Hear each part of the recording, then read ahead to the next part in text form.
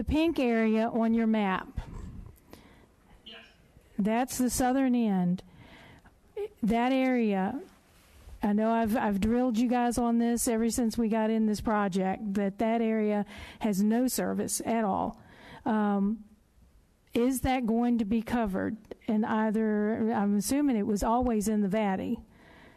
Was that still VATI, or is that going to be switched to BEAD? Or, the map that Brightspeed put up shows that as they're not putting any service there at all when they're looking for BEAD money. Saying, yes, we're going to be, if those locations, if that CCTA had any locations that got moved, we've committed, we are going to absolutely apply to those areas.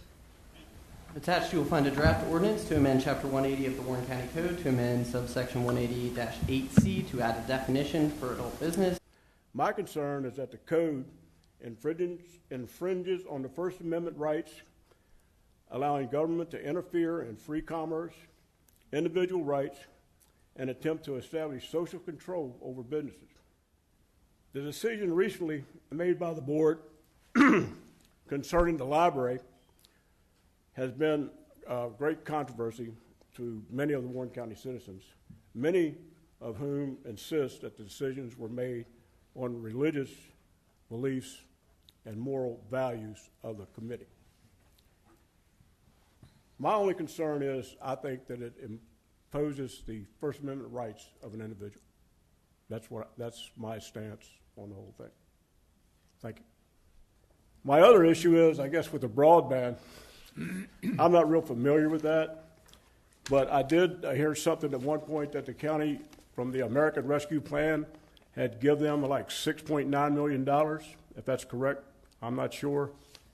But when the map come up in South River District, the area out there, because it's sparsely populated, they don't want to go out there. They want to get to an area where all their work is combined, one central location, so they can make the 90% of their money real quick. That means that the last 10% of the people will be waiting years to get service in their location.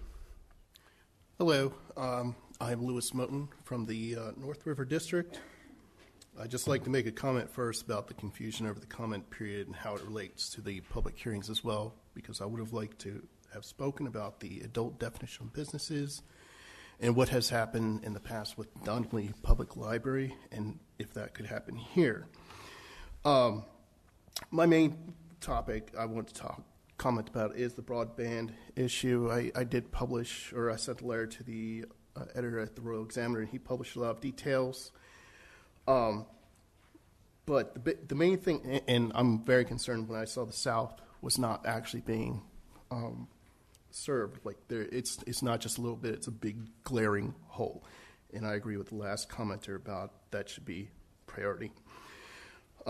This reminds me of the Rural Electrification Act in 1936 that brought electricity to farmers. Many farmers didn't have electricity at that time, and I see the same parallels. I'm very involved with their history and the country as a whole with that. I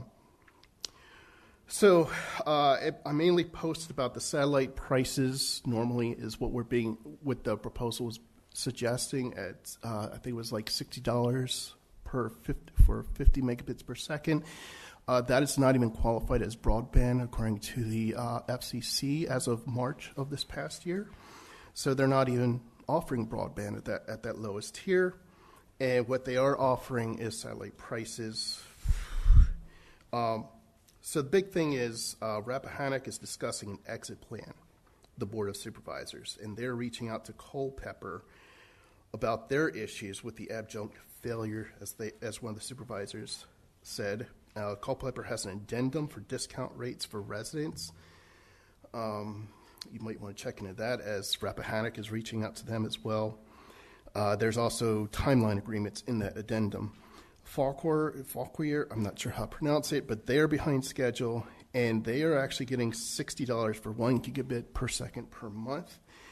We're talking at a rate of $1.20 per megabit per second for the lower tier rates that VATI is offering with All Points Bulletin versus 12 cents at gigabit speeds. So that's 10 times the distance.